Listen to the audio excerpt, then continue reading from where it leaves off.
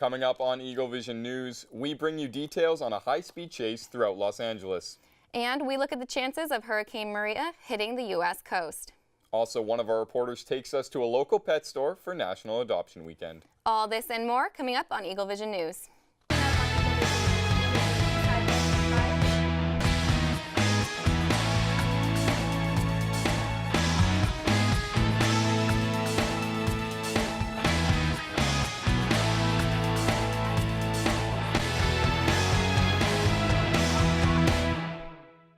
Welcome to Eagle Vision News. I'm Bretton Thuene. And I'm Emily Heisinger. It's a brand new season for Eagle Vision this semester, and we are looking forward to bringing you the news along with our other co-anchor, Endless Anderson. Our top stories today. Investigations are still ongoing into a police chase that closed down portions of the 110 freeway early Thursday morning. The chase started near 113th Street in South Los Angeles and continued going north on the 110. After colliding with a patrol car, the suspect took off on foot and was apprehended near Slauson Avenue. The car had been smoking after the suspect fled and then burst into flames while still on the freeway. The northbound side of the 110 near Martin Luther King Boulevard was completely backed up, but firefighters worked to put out the flames and got those lanes cleared a few hours later. One officer involved in the initial crash was treated for minor injuries. The investigation into a possible DUI charge on the driver is still ongoing. Hurricane Maria is the latest storm in a month plagued by natural disasters. The Category 3 storm has devastated the Caribbean and could land on the eastern seaboard. Hurricane Maria has already claimed 15 lives after moving through the Dominican Republic and has left Puerto Rico with a powerless future. The island is predicting that they could be without power for at least 4 to 6 months. The CEO of Puerto Rico Electric Power Authority stated the system has basically been destroyed.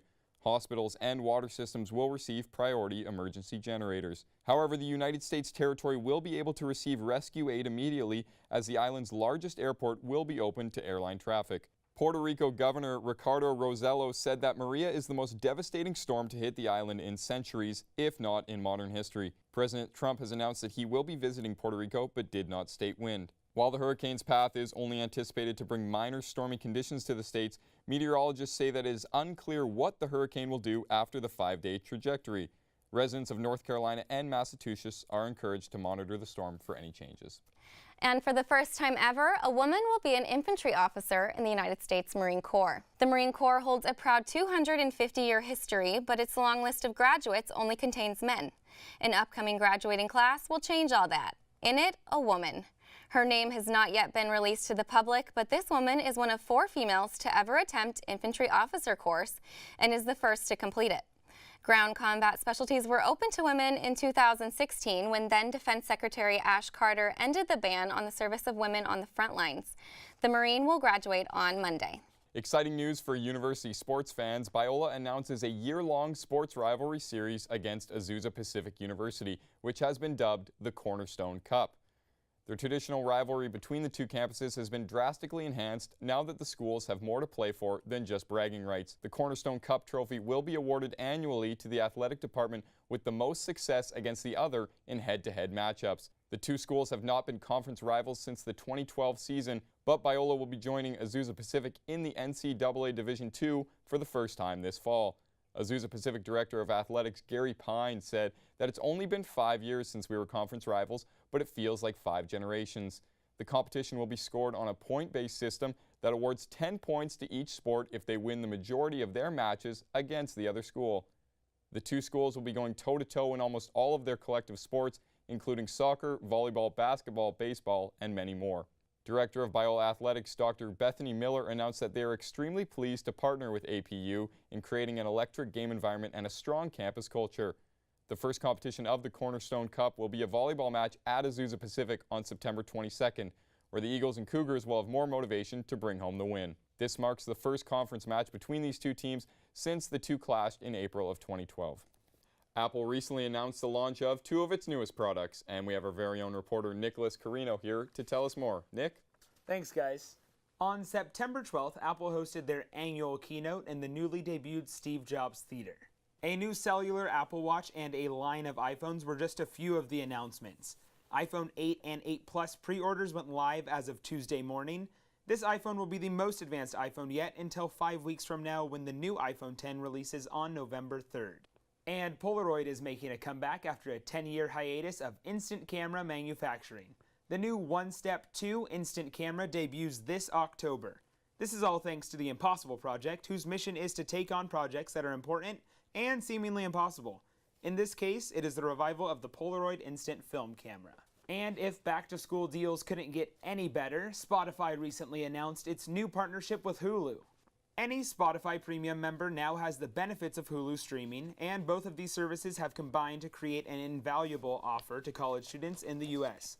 For $5 a month, students have full access to limitless TV, music, and movies from these powerhouses of binge entertainment. And that's all for Tech News. Thanks, Nick. That is a really good deal with the Hulu-Spotify partnership. And this weekend, our EV reporter Bobby Terrell headed out to our local PetSmart to talk to new pet owners on National Adoption Weekend.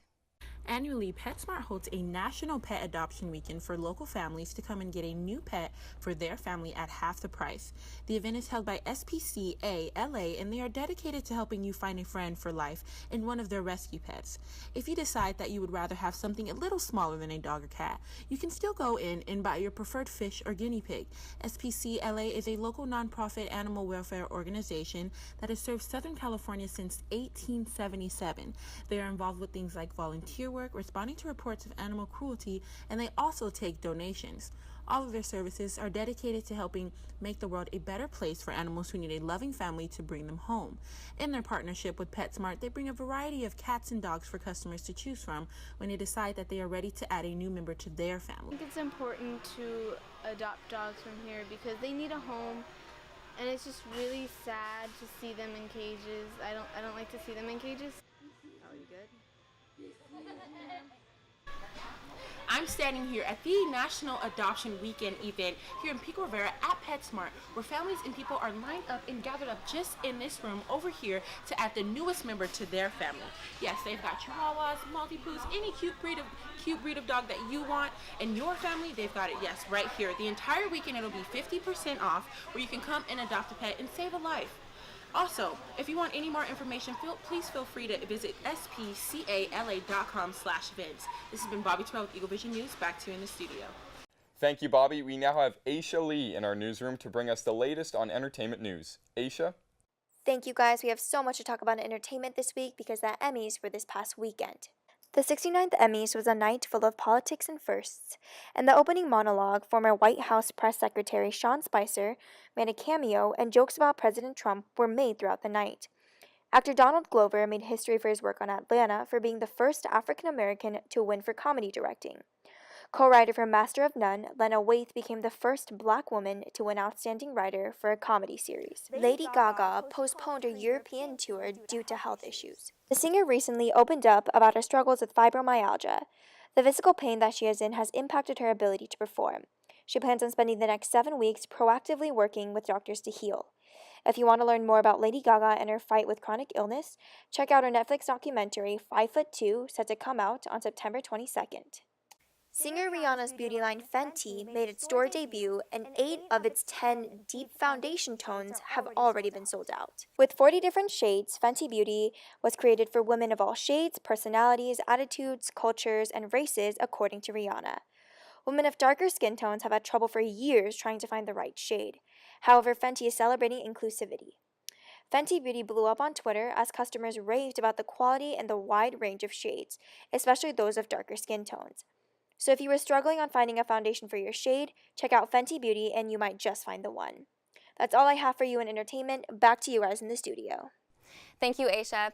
The weather recently seems to bring nothing but devastation, and here's Jessica Brest with more details. Thanks, Emily. And that's right, there has been a lot of devastation caused by the hurricanes we've been seeing lately. Behind me is an image of Puerto Rico after Hurricane Maria came through. And as you know, this has been an intense month with the hurricanes that hit the east coast of the U.S. as well. If we could take a look at today's forecast, this morning was a cool 65, and it did warm up by the afternoon to a nice 74 degrees, and it'll cool back down in the evening. There's our sunrise and sunset times. And onto our national weather pattern. There is a jet stream going through the country, and it dips down here on the west coast. That's going to bring us some chilly, wet conditions before bulging back up on the east coast, bringing warmer temperatures to the Midwest, west, and south.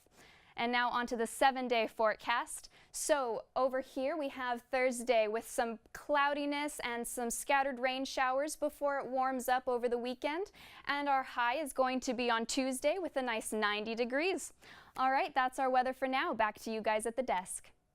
Thanks, Jessica. Well, we're really excited for a new season of Eagle Vision, and I'm personally excited for the Cornerstone Cup. Emily, you're on a sports team here at Biola, right? I am, yeah. I run track and field, and we're really excited to have some home team advantage a few times this season, which will be different, and just some really good competition. Yeah, so can we expect the 10 points from the women's track and field? Can you guarantee it? I can't guarantee it, but we sure will be working our hardest. Awesome. I think all Biola sports teams will. Well, that's all we have for you this week, but join us next time on Eagle Vision News. Be sure to follow us on Facebook, Twitter, Instagram, and YouTube at Biola EV for more updates.